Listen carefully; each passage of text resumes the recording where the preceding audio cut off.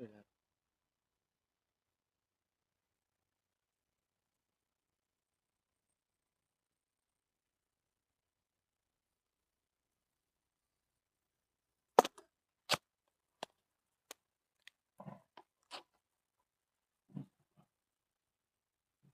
Bismillahirrahmanirrahim. Assalamualaikum warahmatullahi wabarakatuh. Innal hamdalillah nahmaduhu wa nasta'inuhu wa nastaghfiruh wa na'udzu billahi min shururi anfusina wa min sayyiati a'malina. Man yahdihillahu fala mudilla lahu wa may yudlil fala hadiyalah. Wa asyhadu an la ilaha illallah wahdahu la syarika lah wa asyhadu anna Muhammadan abduhu wa rasuluh. Allahumma salli wa sallim wa barik ala nabiyyina wa khalilina Muhammadin wa ala alihi wa sahbihi ajma'in. Qala Allah Ta'ala fi kitabihil karim, ya ayyuhalladzina amanu taqullaha haqqa tuqatih wa la tamutunna illa wa antum muslimun. Wa qala ta'ala, ya ayyuhalladzina amanu taqullaha wa qulu qawlan sadida yuslih lakum a'malakum wa yaghfir lakum dhunubakum wa may yuti'illaha wa rasulahu faqad faza fawzan 'azima. Allahumma anfa'na bima 'allamtana wa 'allimna ma yanfa'una wa na'udzubika min 'ilmin la yanfa' wa min qalbin la yakhsha wa min nafsin la tashba' wa la 'ilma lana illa ma 'allamtana innaka antal 'alimul hakim. Amma ba'du. Ma'asyiral muslimin, Bapak Ibu hadirin wal hadirat, a'azzani Allah wa iyyakum. Alhamdulillah, mari kita memuja dan memuji Allah Subhanahu wa taala, bersyukur karena dengan limpahan nikmat dan juga karunia-Nya pada malam hari ini kembali kita dipertemukan di tempat yang insya Allah penuh berkah, tempat yang paling Allah Subhanahu wa taala cintai, yaitu masjid atau rumah di antara rumah-rumah Allah Subhanahu wa taala. Semoga langkah kaki kita menuju rumah Allah Subhanahu wa taala ini dicatat sebagai pemberat timbangan kebaikan kita kelak di yaumil qiyamah. Allahumma amin. Tidak lupa salawat bering salam kita aturkan kepada junjungan kita, suri tauladan kita, Nabi Agung Nabi besar Nabi Muhammad sallallahu alaihi wasallam, juga teruntuk keluarga beliau, para sahabat beliau, dan seluruh umat yang setia meniti jalannya hingga akhir hayatnya.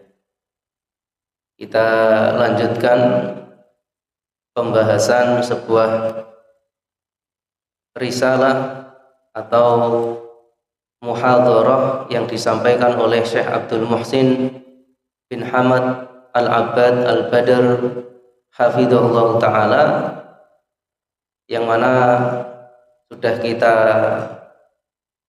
awali pada pertemuan sebelumnya bahwa pengaruh ibadah dalam kehidupan seorang muslim, kalau judul Arabnya itu Atharul Ibadati fi Hayatil Muslim.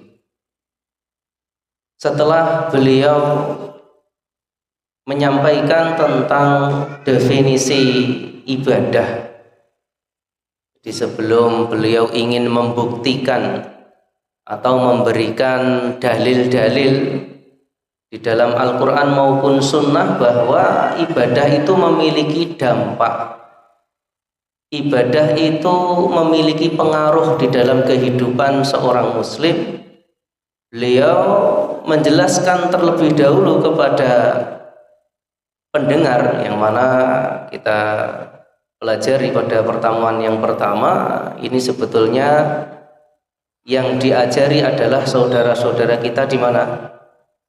Di Amerika. Yang menyampaikan di Madinah. Itu pulsanya habis berapa tahun segitu? Itu tahun 2002 Masehi atau 1423 Hijriah. Sebelum ingin mengetahui tentang dampak ibadah atau pengaruh ibadah di dalam kehidupan seorang muslim, maka beliau memberikan penjelasan yang luar biasa. Harus tahu dulu apa makna ibadah. Maka beliau mengambil pengertian di antaranya yang disebutkan oleh Syekhul Islam, ibadah itu adalah ismun jami'un likulli ma yuhibbuhullahu wa yardah. Halaman 5. Ibadah adalah nama yang mencakup segala sesuatu yang dicintai dan diridhai oleh Allah. Dan bisa jadi dan memang ada ibadah yang tidak Allah ridhai. Misalnya ibadah yang tidak ikhlas, ibadah yang tidak sesuai sunnah. Dan ibadah itu banyak macamnya, minal aqwal, baik berupa ucapan wal a'mal maupun perbuatan, adz-dzahirati wal batinah. Ternyata ibadah itu bukan hanya zahir, tetapi juga batin. Tawakal niku apa kelihatan? Tidak kelihatan. Sabar, kelihatannya diam. Tapi bisa jadi di dalam hatinya dia penuh dengan kebencian dan dendam.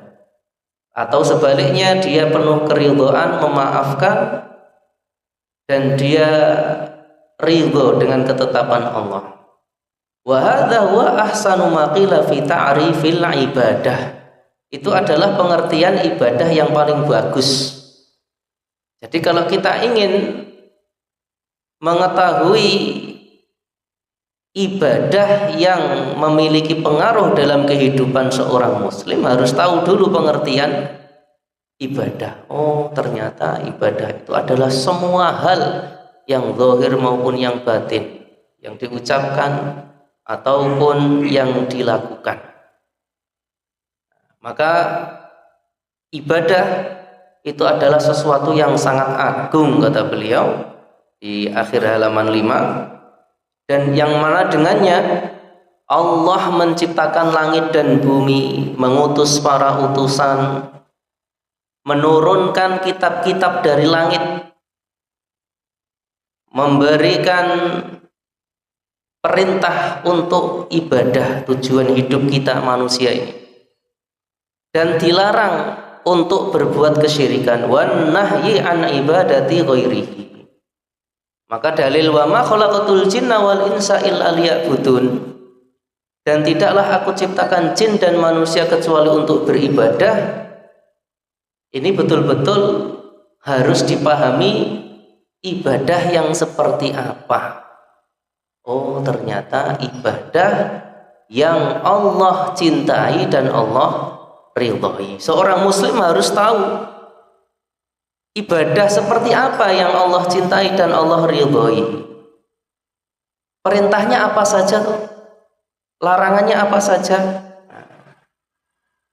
Ketika seorang ingin beribadah kepada Allah, mewujudkan cita-cita tujuan diciptakannya ia di atas muka bumi, maka dia harus mempelajari 2 wahyu.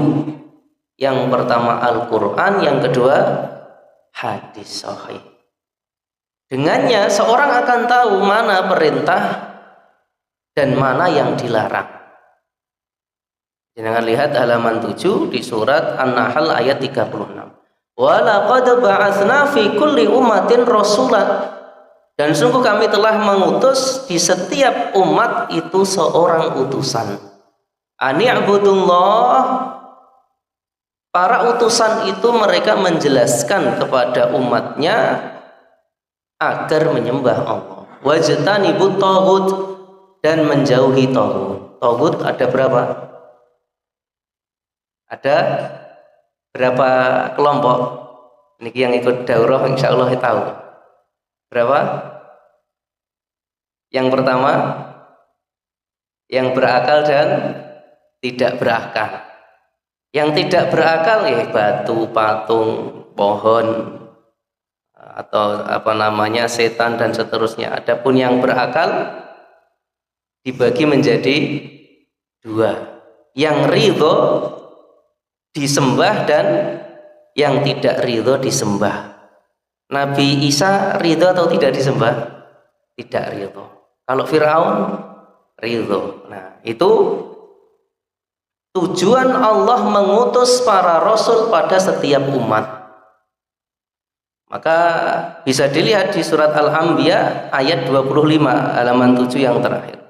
Wa ma arsalna min qablika mir rasul illa nuhi ilaihi annahu la ilaha illa ana fa'budu. Dan tidaklah kami mengutus sebelummu dari seorang rasul melainkan kami wahyukan kepadanya bahwa tidak ada Tuhan yang berhak disembah kecuali aku, ana, kata Allah. Fa'budun, maka sembahlah aku. Maka disebutkan, ini kita murojaah sebentar sebelum kita lanjutkan materi biar nyambung. Nah, mungkin ada yang tidak masuk pada pertemuan sebelumnya dan lumayan jeda 1 bulan atau 2 bulan tentang materi ini. Maka ibadah itu ternyata macamnya banyak. Ada rasa takut halaman 8, rasa harap, tawakal, ada raghbah dan rahbah, rasa takut dan juga rasa harap, taubat kembali, isti'anah meminta pertolongan. Setiap sholat kita mengatakan iyyaka na'budu wa iyyaka nasta'in, itu ibadah. Istighatsah, ini ketika dalam kondisi genting. Wadzabhu, menyembelih, jangan dikira menyembelih itu sesuatu yang remeh sehingga seorang menyembelih untuk penunggu jembatan atau penunggu pohon, penunggu sendang dan seterusnya. Nah, ini tidak boleh. Menyembelih ini ibadah. Wan nadhru nadhar, enggak boleh seorang bernadar untuk bermaksiat kepada Allah. Wa ghairu dzalika min anwa'il ibadah. Dan ibadah itu yang paling inti ya jelas rukun Islam yang kita ketahui bersama. Rukun Islam ada 5. Yang pertama jelas 2 kalimat syahadat, kemudian sholat, zakat, puasa, dan haji. Nah, ini halaman 9. Ternyata setelah kita tahu pengertian ibadah secara umum, kemudian secara detail, oh ternyata ada yang zahir, ada yang batin. Rasa takut itu ternyata juga ibadah. Maka kalau orang takut kepada setan jin, dia sudah memalingkan rasa takut itu harusnya kepada Allah, justru kepada yang lainnya. Padahal Allah berfirman, fala takhafuhum wa khafuni. Dan janganlah kalian takut kepada mereka. Kepada orang kafir saja tidak boleh takut, dan takutlah kepadaku. Kemudian dijelaskan, dan diantara ibadah, nah itu ya rukun Islam.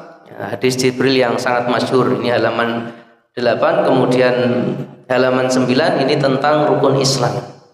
Setelah itu beliau menjelaskan, setelah tahu pengertian ibadah, kita diberikan pemahaman ibadah yang akan memberikan pengaruh positif kepada seorang muslim harus terpenuhi 2 syarat. Yang pertama apa? Ikhlas. Nah, insya Allah yang sudah ngaji hal biasa. Tetapi kadang kalau belum ngaji, itu mereka tidak tahu ternyata ibadah itu ada syaratnya, SOP. Jadi mau nyekolahkan anak saja harus fotokopi ini, harus mengisi ini dan itu untuk diterima di sebuah sekolah. Begitu juga perusahaan. Siapa yang mau jadi karyawan harus umurnya antara sekian sampai sekian. Misalnya, kemudian ijazahnya harus seperti ini. Harus siap dengan syarat ini. Itu pun belum tentu diterima di beberapa kadang yang dibutuhkan 100, yang datar 1000. Adapun di dalam agama, ibadah itu jelas pengertiannya, definisinya secara umum maupun secara detail, dan ada syaratnya jika ingin diterima. Tidak boleh sembarangan. Halaman 9 yang terakhir. Tsumma innal ibadata la budda fi qabuliha min syartaini. Yang namanya ibadah itu harus terpenuhi 2 syarat jika ingin diterima. Yang pertama, ikhlasul amali lillah. Yang kedua apa? Ittiba. Ittiba itu sesuai dengan sunnahnya Rasulullah. Jadi inilah 2 syarat yang terkadang tidak diperhatikan oleh kaum muslimin. Mereka beribadah asal ibadah, tidak takut, tidak berpikir ibadahnya diterima atau tidak. Bagaimana caranya biar beribadahnya diterima? Terkadang temannya sholat ikut sholat, sholatnya seperti apa, wudhunya seperti apa, tidak pernah terlintas di dalam pikirannya. Padahal wudhu ilmunya jelas dan detail, begitu juga sholat. Sholat yang diterima dan tidak diterima ada dalilnya. Misalnya yang tidak diterima, kita sering mendengar tentang hadis al-musi sholata, orang yang jelek sholatnya, tidak menyempurnakan tumakninahnya. Nabi jelas, dia sholat itu kalau di dalam hadis 3 kali, berarti dia wudhu, sholat, disuruh datang kepada Nabi sampai ngulangi berapa kali? 3 kali. Berarti 3 kali 2 rakaat pinten? 6 rakaat. Sholli fa innaka lam tusolli. Sholat lagi kamu belum sholat. Bayangkan, sholat 6 rakaat itu belum dihitung sholat. Ini menunjukkan kepada kita di zaman Nabi saja sholat yang terlihat mudah itu ternyata tidak diterima dan tidak dianggap sebagai sholat. Nah, kok kita tidak takut kalau sholat kita tidak diterima? Maka ternyata inti dari hadis tersebut adalah tumakninah. Jadi tumarka hatta tatma'inna raki'an, kemudian rukuklah sampai tenang rukukmu.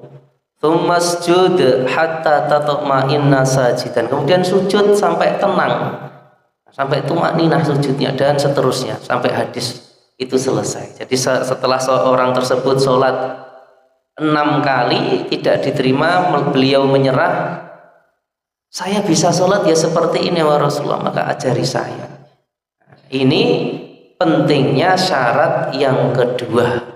Seikhlas apapun seseorang di dalam beribadah, bisa jadi ibadahnya tidak diterima karena terhalang dengan syarat yang kedua. Tajridul mutaba'ati li Rasulillah sallallahu alaihi wasallam. Mengikuti Rasulullah sallallahu alaihi wasallam secara murni. Jadi Bapak Ibu rahimani wa rahimakumullah, ini penting ya, ini pembahasan kita terakhir pada pertemuan sebelumnya. Syarat diterimanya ibadah kita ingat-ingat ada berapa tadi? Ada 2. Pertama, ikhlas. Yang kedua, harus sesuai sunnah Rasulullah, ittiba, mengikuti Rasulullah. Kita baca halaman 10. Fala budda min tajridil ikhlasi lillahi wahdah. Maka harus memurnikan keikhlasan hanya kepada Allah semata. Fala yusyraku ma'ahu ghairuhu. Tidak boleh menyekutukannya dengan yang lainnya. Wala yusrafu syai'un min anwa'il ibadati li ghairihi. Tidak boleh memalingkan satu jenis pun ibadah kepada selain Allah. Satu pun enggak boleh. Tidak boleh beribadah kepada selain Allah, atau beribadah kepada Allah juga beribadah kepada selain Allah. Tidak boleh. Murni harus satu untuk Allah Subhanahu wa taala. Pengertian ikhlas yang sangat indah itu pernah saya dapatkan faedahnya dari Ustadz Sofyan Baswedan hafizahullah ta'ala. Ikhlas itu kata beliau seperti air susu. Jenengan kalau pengen tahu bisa dicatat. Itu ada di Al-Quran surat An-Nahl ayat 66. Di situ ada kata-kata kholis atau ikhlas, itu dari asal kata yang sama. Wa inna lakum fil an'ami la'ibrah, dan sungguh pada hewan ternak itu benar-benar terdapat pelajaran bagi kalian. Nusqikum mimma fi butunihi mim baini farthi wa damil labanan khalisan sa'ighal lisyaribin. Kami memberi kalian berupa minuman dari apa yang ada dalam perutnya, berupa susu murni antara darah dan kotoran. Bayangkan, jadi air susu itu ternyata diproduksi di dalam perut hewan itu tercampur antara darah dengan kotoran, tapi ketika keluar itu betul-betul murni, tidak ada campuran sedikit pun. Nah, jangan bisa lihat nanti di media sosial, lihat di YouTube di mana tentang keajaiban ciptaan Allah Subhanahu wa taala berupa air susu ini antara kotoran dan darah, min baini farthi wa damin. Nah, di situ disebutkan di ayat tersebut labanan khalison. Jadi betul-betul susu yang murni, sa'ighal lisyaribin, yang mudah ditelan bagi orang yang meminumnya. Jadi ikhlas itu pengertiannya adalah betul-betul murni, tidak tercampur sedikit pun dengan kotoran maupun darah, dengan riya, dengan sum'ah ataupun tujuan yang lainnya. Yang kedua, wala budda min tajridil mutaba'ati lirrasul. Yang namanya ibadah harus murni ketika mengikuti Rasulullah. Fala yu'badullahu illa wifqan lima ja'a bihi. Maka Allah tidak diibadahi kecuali dengan apa yang dibawa oleh Rasulullah yang mulia. Jadi inilah masalah muslimin rahimani wa rahimakumullah, kita harus berhati-hati di dalam beribadah. Kalau ibadah itu pengen mendapatkan dampak atau pengaruh di dalam kehidupan kita, sebelum disebutkan contohnya, beliau memberikan pemahaman kita tentang ibadah yang benar dan syarat diterima ibadah itu ada dua. Walhasilu anal amala la yuqbalu illa idza kana khalisan lillah. Maka kesimpulannya amal itu tidak akan diterima kecuali jika ikhlas, muafiqan lis sunnah, sesuai sunnah, li sunnati rasulihi sallallahu alaihi wasallam, sesuai sunnah Rasulullah sallallahu alaihi wasallam. Fa idza ikhtalla ahadu hadaini syartaini ruddal amal. Jika salah satu dari dua syarat ini tidak terpenuhi, rudda itu tidak diterima. Jadi kalau tidak ikhlas tapi sesuai sunnah, ya tidak diterima. Atau ikhlas tapi tidak sesuai, juga tidak akan diterima. Keduanya harus terkumpul. Allah Subhanahu wa taala berfirman di dalam surat Al-Furqan ayat 23, wa qadimna ila ma 'amilu min 'amalin faja'alnahu haba'an manthura. Dan kami hadapkan segala amal yang mereka kerjakan, lalu kami jadikan amal itu bagaikan debu yang berterbangan. Kemudian halaman 12. Dalil dari sabda Nabi tentang bahwa amalan itu tidak akan diterima jika amalan itu diada-adakan adalah hadis yang diriwayatkan oleh Imam Bukhari. Man ahdatsa fi amrina, barang siapa yang mengadakan dalam urusan kami hadza. Jadi urusan kami berarti urusan agama. Adapun urusan dunia, pernah suatu ketika Rasulullah Shallallahu Alaihi Wasallam ditanya oleh para sahabat, Ansor atau orang-orang Madinah tentang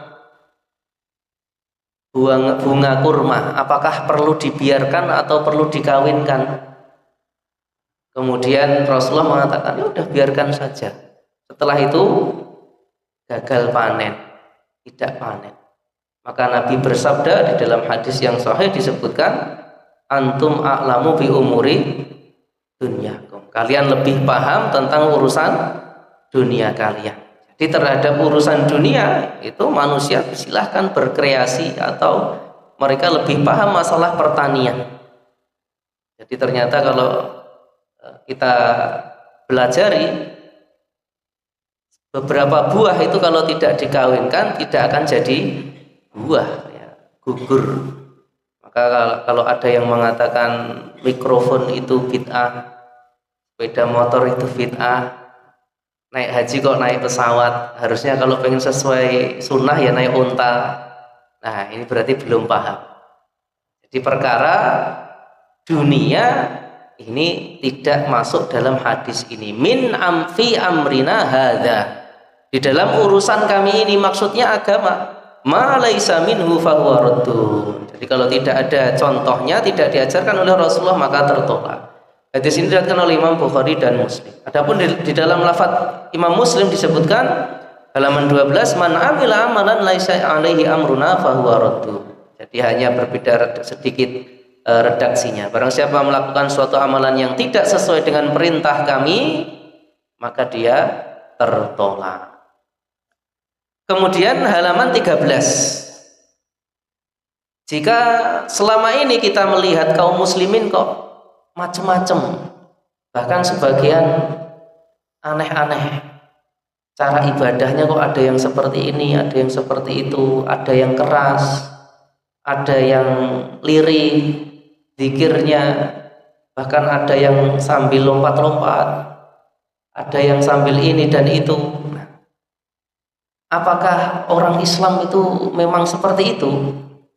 Sebetulnya kalau kita tahu tentang hadis ini, halaman 13 jenengan yang punya bukunya, ini adalah dalil atau dasar tentang peristiwa yang kita lihat di sekeliling kita maupun di media sosial.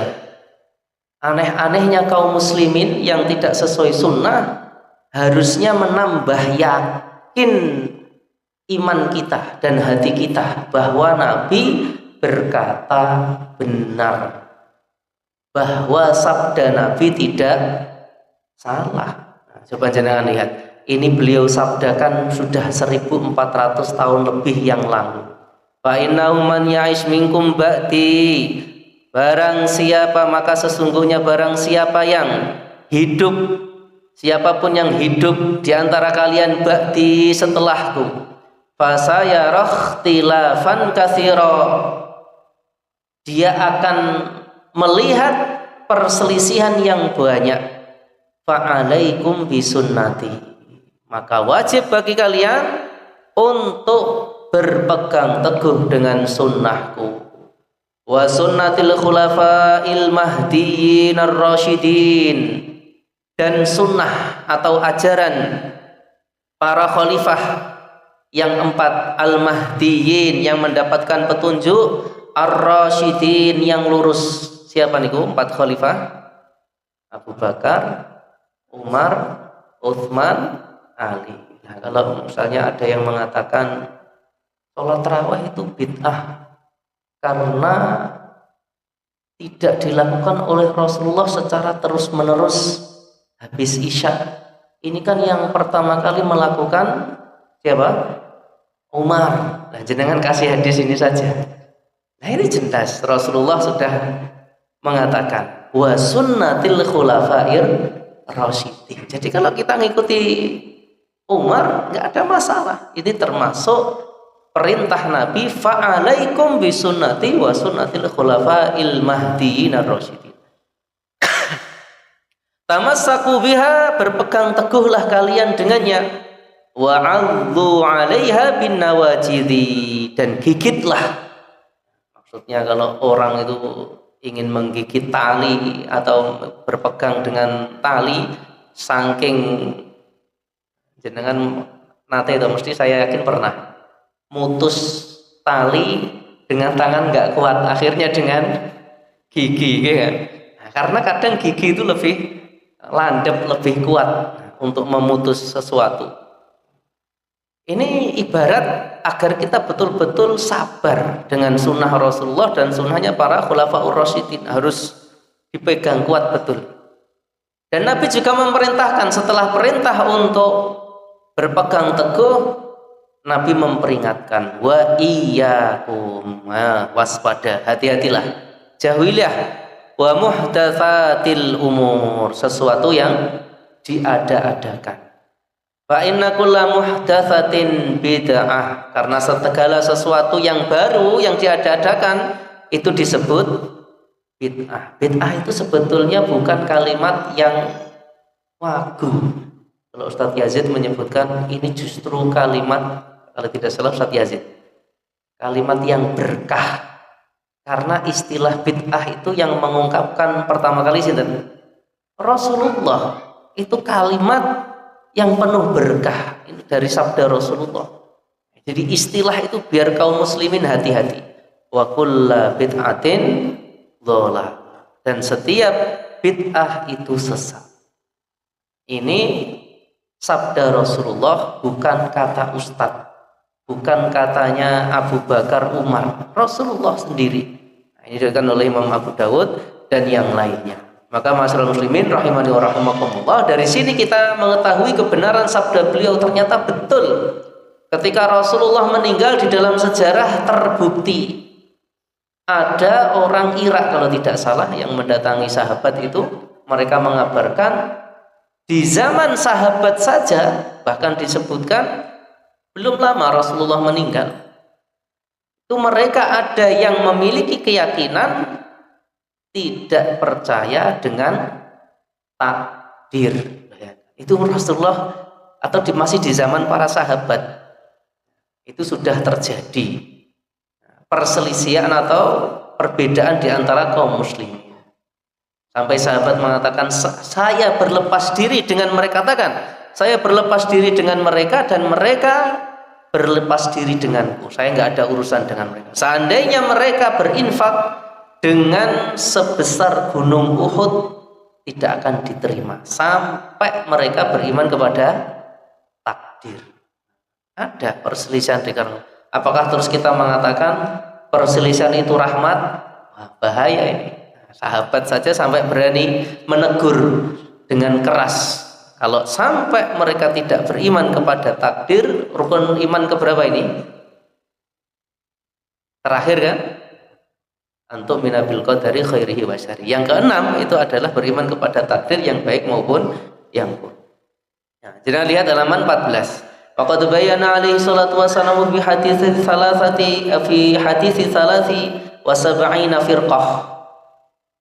Dan Nabi juga telah menjelaskan dalam hadis tentang 73 golongan. Alladzina yadkhuluna minhumun nar. Ternyata 72-nya akan masuk ke dalam neraka, diancam neraka.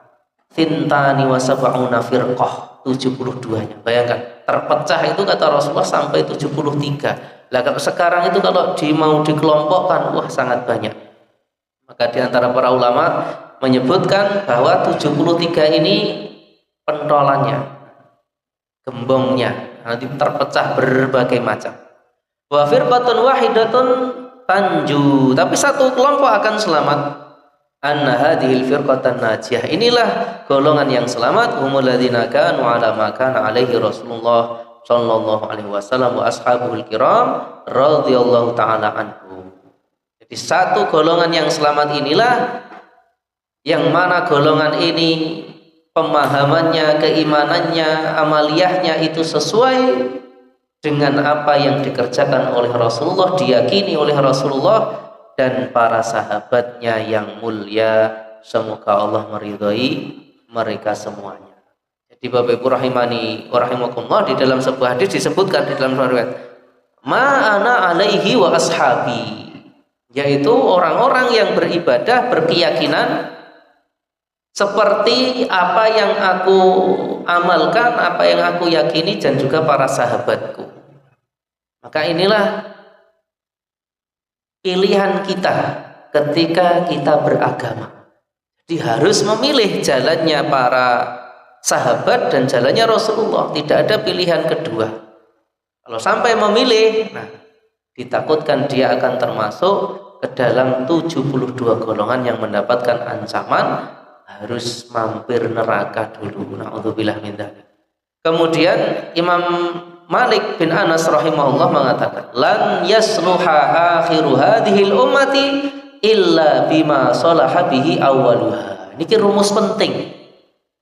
Umat Islam itu tidak akan baik, tidak akan jaya kecuali yang membuat baik, yang membuat jaya generasi pertama. Mau nyari solusi seperti apa? Apakah terus mengatakan orang kafir saja sudah sampai ke bulan, lah kita kok masih membahas wudu misalnya, atau istinja, istijmar? Ini gimana ini? Apakah terus mau jaya kemudian rapat tentang dakwah, lah terus malah nggak sholat jamaah? Nah, ini sebetulnya bagaimana ini dakwahnya? Maka ini rumus penting apa yang disebutkan oleh Imam Malik. Umat ini tidak akan jaya, umat ini tidak akan baik kecuali dengan yang membuat jaya dan membuat baik umat yang pertama. Nah, umat 3 generasi itu berarti kalau sanggap saja satu generasi 100 tahun, berarti orang yang hidup 300-an Hijriah. Jadi mulai awal 1 Hijriah Nabi hijrah dari Mekah ke Madinah sampai tahun 300-an itu sudah direkomendasi oleh Rasulullah. Khairun nasi qarni, sebaik-baik manusia adalah yang hidup di zamanku. Tsumma ladzina yalunahum, tsumma ladzina yalunahum. Kemudian generasi setelahnya tabi'in, generasi setelahnya sinten? Tabi'ut tabi'in. Jadi Bapak Ibu rahimani wa rahimakumullah, 3 generasi ini harus jadi panutan kita.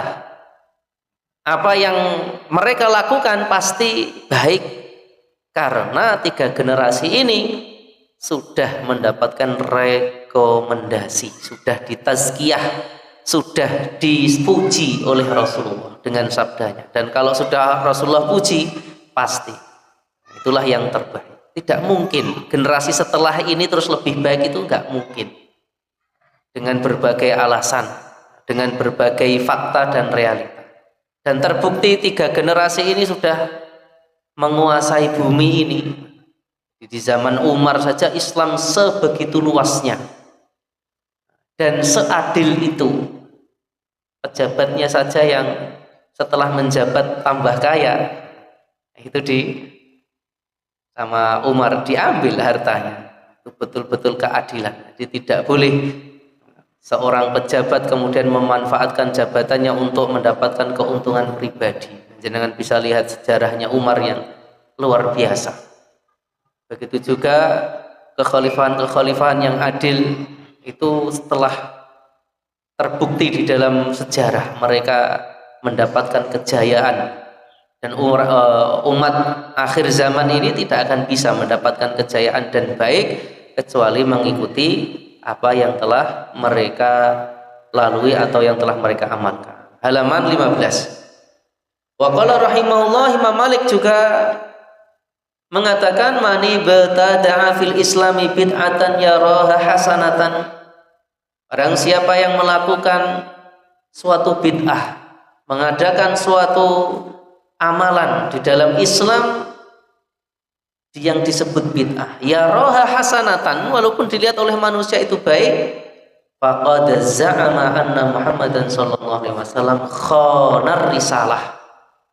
Nah, kan baik menurut siapa? Baik itu harus ada standarnya, harus ada timbangannya. Bahaya kalau nggak ada timbangannya.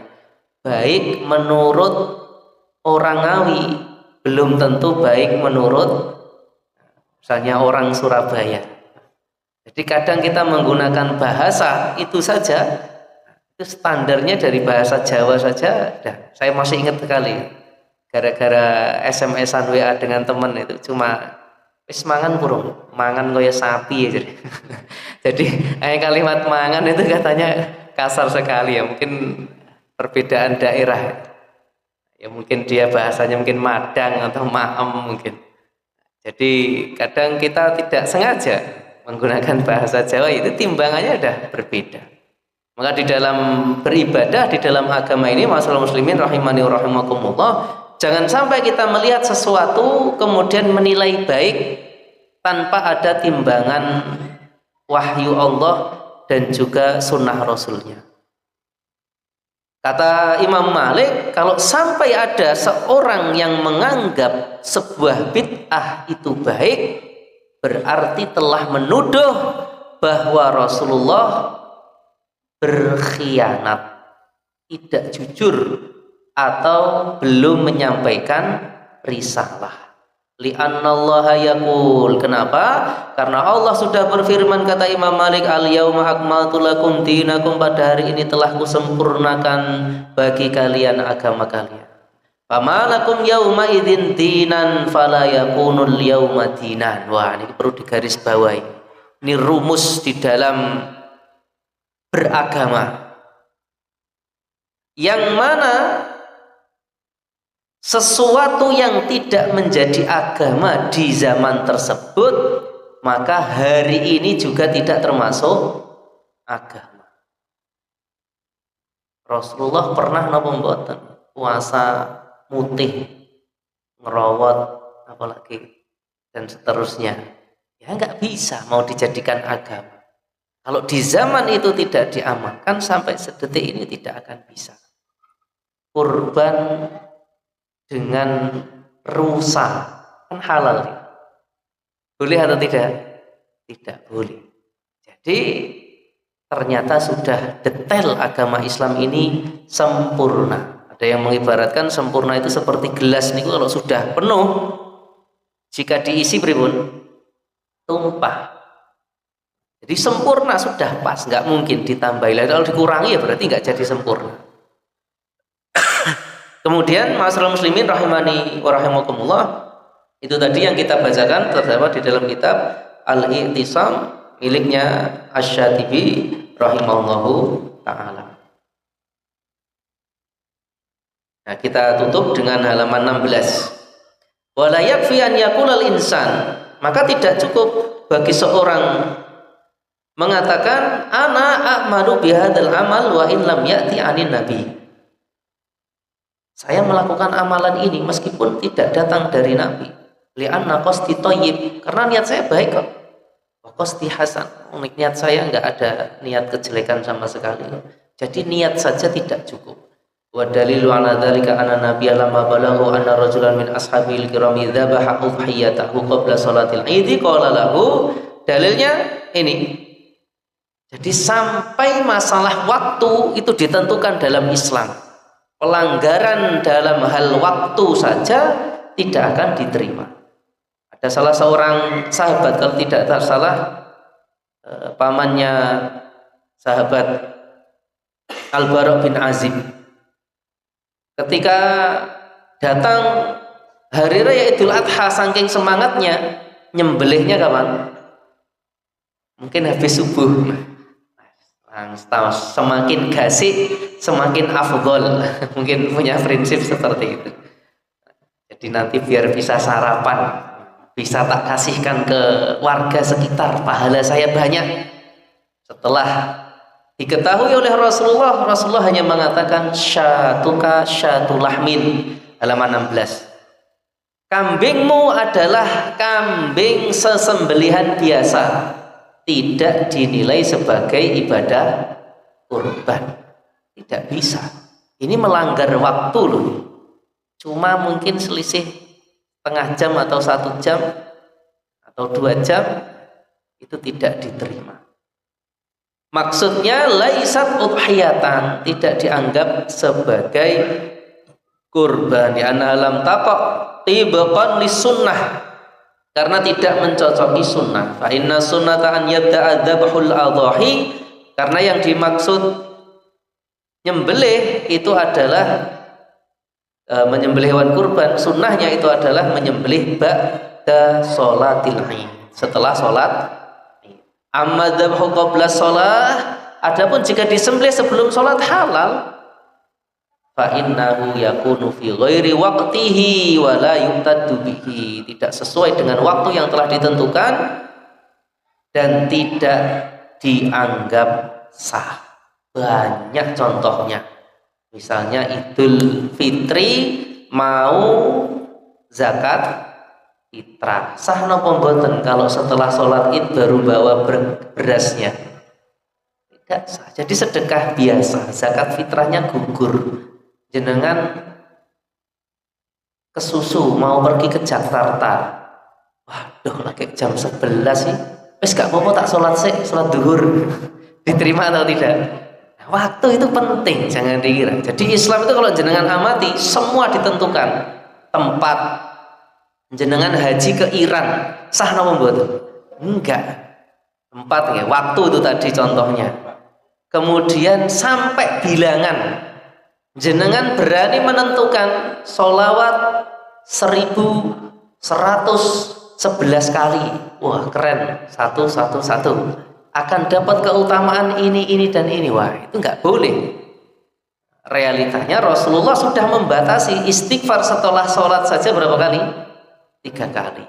Zikir 33 kali. Atau dengan dari riwayat yang lain ada yang 10 kali, ada yang lainnya. Jadi dari segi bilangan saja ditentukan. Dari segi jenisnya hewan ternak nggak boleh hewan buas walaupun halal mungkin. Nyembelih kuda untuk korban nggak bisa. Oh, sama-sama kakinya 4 trowelu ya nggak boleh. Jadi sampai jenisnya itu ditentukan dan berbagai macam kriteria yang telah ditentukan di dalam Islam kalau ingin ibadah itu diterima oleh Allah. Maka masyaallah muslimin rahimani wa rahimakumullah. Nah, ini adalah pembukaan. Ini masih belum. Insya Allah pertemuan berikutnya bulan depan insya Allah. Ini halaman 20. Jenengan yang punya buku kalau pengen membaca sendiri, yaitu mulai halaman 60. Nanti akan disebutkan contoh-contoh ibadah itu ternyata secara nas, secara dalil ada pengaruhnya, ada dampaknya. Nah, ini kita tutup dengan contoh saja, jangan biar tahu. Masa sudah masuk 3 kali tidak pernah tahu contohnya. Nah, ini singkat saja di halaman 20. Nah, coba lihat. Orang ibadah itu dampaknya disebutkan oleh beliau lapang dada, ketenangan hati, luasnya rezeki, keselamatan manusia, dan ketenangan serta ketentraman. Dibawakan ayat Al-Quran oleh beliau. Seandainya penduduk negeri itu beriman dan bertakwa, niscaya akan dibukakan pintu rezeki, pintu keberkahan dari langit dan bumi.